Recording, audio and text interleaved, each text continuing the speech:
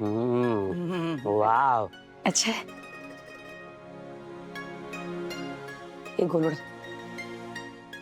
आगे से कभी बिना बोले जाना नहीं है। नो यस, सॉरी पापा, सॉरी। ए, केवल बप्पा को नहीं, अपने पप्पा को भी सॉरी बोल। कितना परेशान हुआ है तेरे पीछे, पता है? चल पापा, आजा।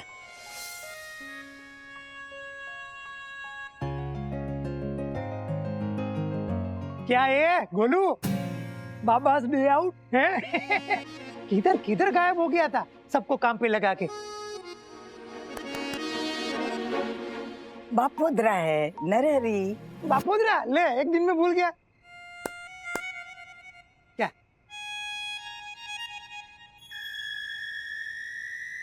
ये क्या गाल पचोड़िया बापोद्रा को? ये क्या बोल रहा है काकू? हैं इशारे में क्या बोल रही? कुछ नहीं, ऐसे ही वो तो बोलता रहता है ना। ऐसे ही बोले वैसा है नहीं है, बहुत शाना है। इसके इशारे तुम लोग सब समझते हो। क्या बोल रहा है बताओ ना काकू। नरहरी वो बोल रहा है कि तुझे थप्पड़ मारो, ऐसा बोल रहा है। चुप रे, वाइडो 1 नंबर 9।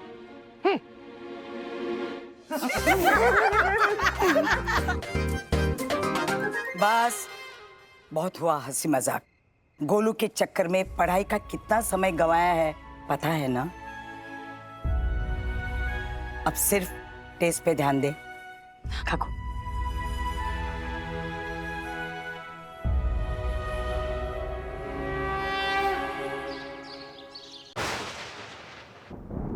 बारिश?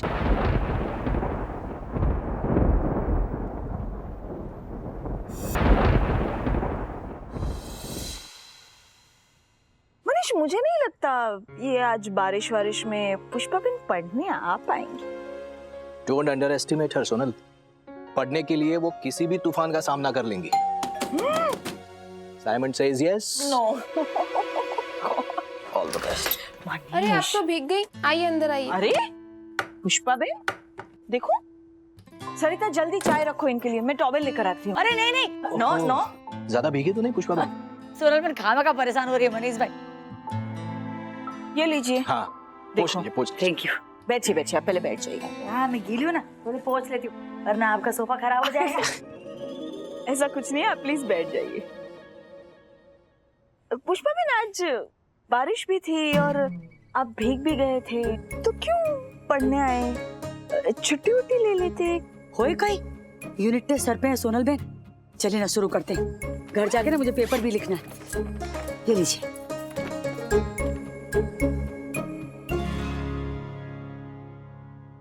ठीक है, चलिए। Index. What shall we? Pushpa ben, आज रिन्यूएबल एनर्जी से शुरू करें। Renewable energy is energy derived from natural sources that are replenished at a higher rate than they are consumed. Sunlight and wind, for example, are natural sources that are constantly being replenished. Renewable energy sources are plentiful and all around us.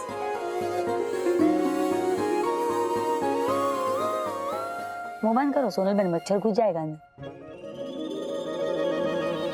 Pushpa ben, are you sure आपको science tuitions की जरूरत है? मेरे इस जवाब पर मत जाइए सोनल बहन, ये तो मैंने कब से रख के रखा है। इसके आगे अगर आप मुझे पूछेगी ना तो कुछ नहीं आता होगा मुझे। थैंक यू सर, इसकी बहुत जरूरत है मुझे अभी।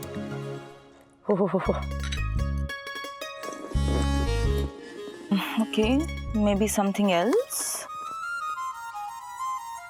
जो मैंने आपसे कहा ना कि इसके आगे पूछोगे तो नहीं आएगा, बस इसी कारण से ना आजकल मुझे बच्चों की बहुत दया आती है। मीन्स के वो स्कूल के बच्चों की, दिन भर पोपट की तरह रट्टा मारते रहते हैं। दिमाग में कुछ नहीं जाता है उनके, बस रट्टा मार मार के कागज पर जवाबों की उल्टी करके आ जाते हैं बच्चे। अगले दिन अगर आप जवाब पूछोगे ना तो किसी एक को भी उसमें से आधा जवाब भी अगर आ गया ना तो मैं अपना नाम बदल दूंगी।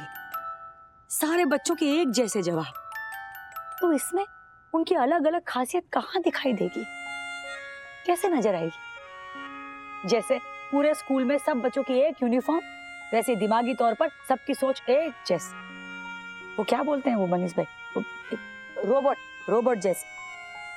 हाँ पुष्पा बहन, हमारी एजुकेशन सिस्टम में ये लिमिटेशंस तो पहले से ही रही है। दीपू को भी प्रॉब्लम हुई थी, स्टेट लेवल तक पहुंची थी वो एथलेटिक्स में। हाँ? नेशनल्स क्वालिफाई हुई थी वो पुष्पा बहन। अरे लेकिन फिर स्कूल, एग्जाम्स, ट्यूशंस, ये सब में वक्त कैसे चला गया पता ही नहीं चला, और हम ट्रेन ही नहीं कर पाए उसे।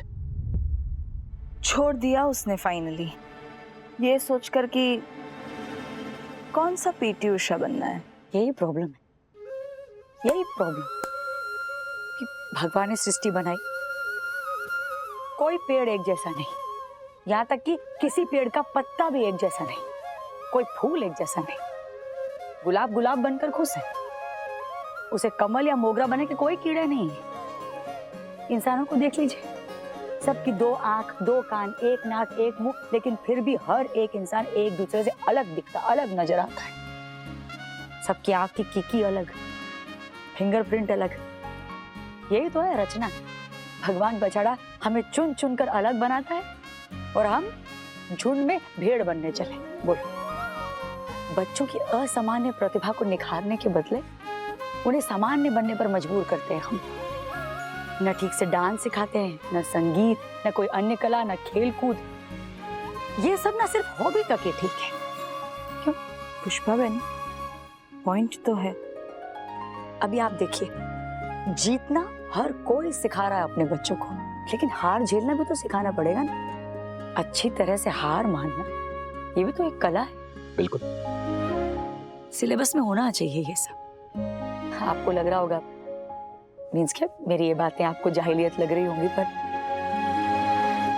मुझे बहुत लगती हैं ये सब बातें, बहुत दुखता है। ये ना ये पूरी की पूरी नई पीढ़ी है जिसके अंदर कुछ नया करने की, अलग करने की, हट के कुछ बनने की, नियम तोड़ने की हिम्मत अगर हमने नहीं बोई तो रोबोट राजी बनेगा कल। जाहिलियत नहीं है ये पुष्पा बहन, बहुत ही बेसिक ग्रास रूट लेवल की चीजें हैं जिनको इम्प्लीमेंट करना बेहद जरूरी है। नई एजुकेशन पॉलिसी का प्रस्ताव रखा तो गया है, मैं आशा करती हूँ कि ये सारे मुद्दे भी उसमें शामिल किए गए हों। होनी तो चाहिए। एक मिनट, मनीष भाई। हाँ राशि बोल। अरे बातों में टाइम का पता ही नहीं चला है मुझे। मैं आती हूँ, रख दे फोन। आपने बातों में फंसा दिया मुझे। मैं हाँ, ट्यूशन का सारा टाइम ना चर्चा में ही निकल गया। बोलो, अभी अगली बार ना सिर्फ और सिर्फ पढ़ाई। हाँ, मैं पहले ही बोल देती हूँ। जय अम्बे। हाँ लाई मेरी किताब दीजिए। जय अम्बे। हाँ मनीष भाई।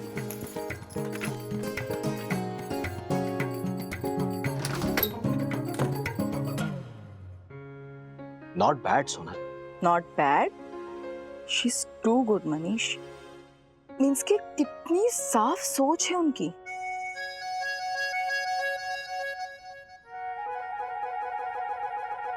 You said means K. जाओ जाओ। Yes. You said it right now. Means K.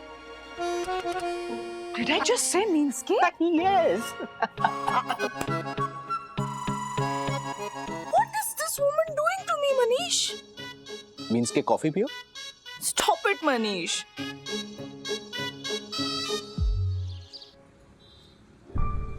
हाय चिराग। हाय। क्या हुआ पन्नू? तू टेंशन में क्यों लग रही है? यार चिराग, तेरे साथ रोज बैग पे चोरी छुप के आ रही हूँ। पापा को पता चला तो कहीं फिर से लड़का ढूंढने का चक्कर ना शुरू कर दे। जब तक तू 21 साल की नहीं हो जाती तब तक कुछ नहीं बोलेंगे वो। चिराग पटेल की जुबान है। उनका मूड तो ठीक है ना आजकल? हाँ शांत है, लेकिन ये तूफान आने की पहले वाली शांति ना हो बस। अच्छा ये सारी बातें छोड़, बता तेरा पार्ट टाइम जॉब कैसा चल रहा है? मस्त। जब काम होता है तब इंस्पेक्टर साहब बुलाते हैं, बाकी तो आटा फेरा ने आशीर्वाद। हाँ? Means full free. तो तू कुछ और क्यों नहीं करता? छोटा मोटा बिजनेस कर लेना। बिजनेस? और मैं क्या पन्नू, तू भी। मेरे पास पैसे कहाँ हैं? हाँ, पैसे नहीं है लेकिन हुनर तो है ना। और जिस चीज में माहिर हो, अगर वही हमारा प्रोफेशन बन जाए तो कितना अच्छा हो। और तू तो इतनी अच्छी ड्राइंग बनाता है, स्केच को अपना प्रोफेशन बना ले। सोच, पापा जैसे आदमी तुझे घर बुलाकर एक पोर्ट्रेट के 3,000 रुपए पे करते हैं, तो ऐसे कितने मिलेंगे तुझे? हाँ, लेकिन उसके लिए जगह होनी चाहिए, सेटअप होना चाहिए, और पैसे भी तो चाहिए ना। जगह खरीदनी थोड़ी है, भाड़े पे लेना है। मुन्ना की शॉप, वहीं से शुरू कर। देख, उसकी शॉप से थोड़ी सी जगह ले ले और भाड़ा तुम दोनों बांट लो। क्या बात है पन्नू, एक सेकंड उधर देखना जरा। अरे तेरा तो दिमाग चलता है। अरे Listen, I am प्रार्थना बापोद्रा, daughter of the one and only Narhari बापोद्रा, मकान मालिक। ये सब ना मेरे खून में है। चलो, बापोद्रा का कुछ तो फायदा हुआ।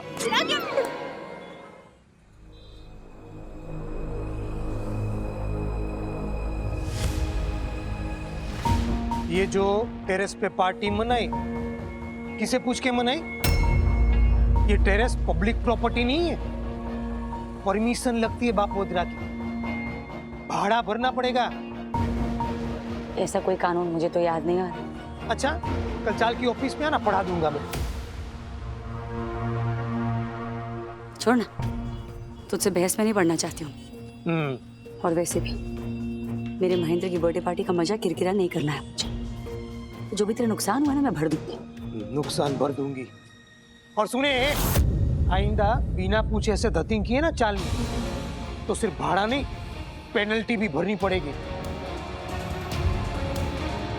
बोल देता हूँ कि बोलना मत के बापोद्रा ने।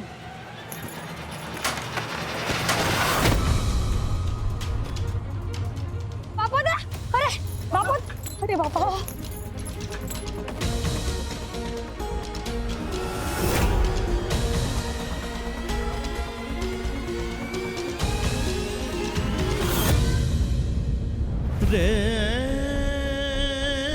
सुशीला, सुशीला।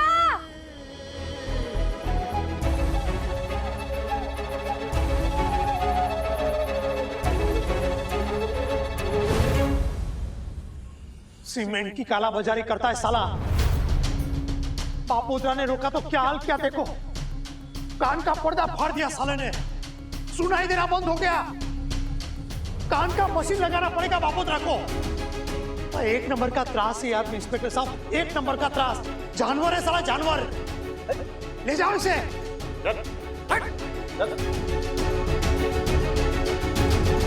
ये भगवान, ये क्या हो गया? अरे कान के बल गिर गया गलती से। हाँ? परसों पुराना जख्म ताजा हो गया। जिंदगी भर की खोड़ दी थी इसके पति ने बापोद्रा को।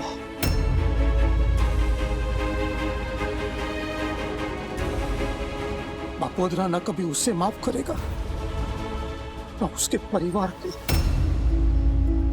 अरे सालों पहले की बातों का बदला नहीं सुशीला, इस बार गलत नहीं है बापोद्रा। कुछ दर्द नासूर बन जाते हैं, घाव भले मिट जाए और उसके निशान रह जाते। कभी शरीर पर और कभी कभी आत्मा पर। बढ़त बुद्धि है तू, बढ़त बुद्धि पुष्पा। मेरी जिंदगी की पनौती है तू, पनौती। जब तक तू मेरी जिंदगी में है ना, तब तक मैं आगे नहीं बढ़ पाऊंगा। गाली दो, ताना दो, सवाल उठाओ, लेकिन हाथ नहीं। डॉक्टर को दिखाना पड़ेगा। सुशी, हाँ। रिक्शा बुला। हाँ, मैं बुला के लाती हूँ। मैं चलती हूँ साथ। नहीं, अब मरहम लगाने से कुछ नहीं बदलेगा। तेरे पति ने जो मार दी थी, उस पर तुझे पट्टी लगाने की जरूरत नहीं है।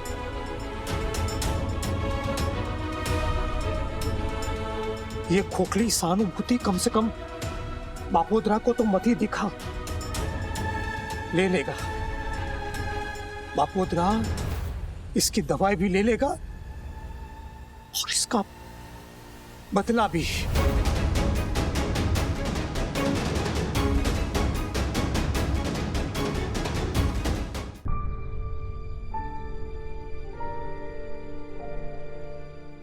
अच्छा हुआ 17 साल पहले बापोद्रा का कान फोड़ दिया पापा ने। मम्मी क्या किसी को दर्द दिया वो अच्छा किया? जिनकी भर के लिए किसी को एक कान से बहरा कर दिया वो अच्छा किया चिराग? मम्मी बापोद्रा काका पापा को भी तो वैसे ही परेशान करते होंगे ना जैसे हमें करते हैं। तो उससे हिंसा जायज हो जाती है। ए वायड़ा, सुअर से लड़ने के लिए कीचड़ में उतरना ना बेवकूफी है। तेरे पापा भी ये बात नहीं समझे, इसीलिए तो उस कीचड़ के छींटे आज तक उड़ रहे हैं हमारे मुंह पर। उनकी करने की सजा आज तक भुगत रहे हैं हम। इतनी कड़वी और गहरी नफरत ऐसे नहीं आ गई बापोद्रा के मन में। 17 साल से चल रहा है ये झगड़ा और मुझे अभी तक पता नहीं चला। तुझे कैसे पता होगा? मम्मी के पेट में थी तू, चिराग सिर्फ 3 साल का। हम लोग पाटन में रहते थे और पापा यहाँ बापोद्रा चौल में भाड़े पे। इस हादसे के बाद और पापा के जाने के बाद भी बापोद्रा काका ने हमें यहाँ रहने दिया। ये चौंका देने वाली बात है। कम से कम उसने इतनी गहरत तो दिखाई, वरना ऐसे घाव ना भूलता नहीं है इंसान। आई एम श्योर सुलह हो गई होती अगर पापा आज जिंदा होते तो। हाँ, तेरे पापा जिंदा होते तो पता नहीं क्या होता। तू पढ़ाई में ध्यान दे, शाम को पेपर भी लिखना है।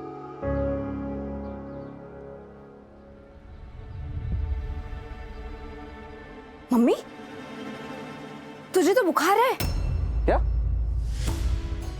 भीग गई थी क्या? भीग नहीं गई थी, सब थोड़ी सी गीली हो गई थी सोनल बहन के घर जाते हुए।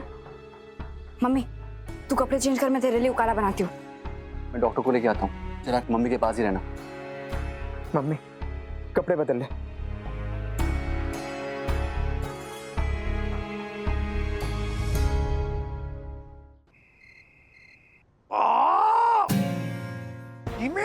हाँ बस हो गया हो गया।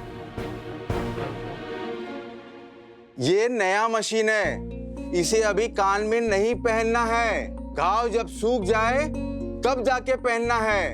ये नया मशीन है, इसलिए कैविटी में सेट होने में टाइम लगेगा।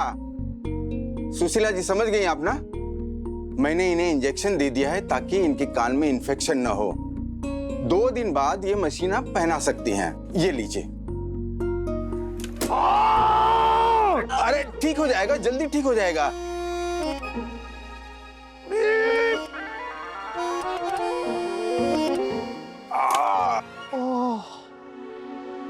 ठीक है, अब मैं निकलता हूँ। हाँ? आप रहने दीजिए, मैं लेती हूँ। ठीक है। अरे सुशी, समझ गई, लाती हूँ काढ़ा।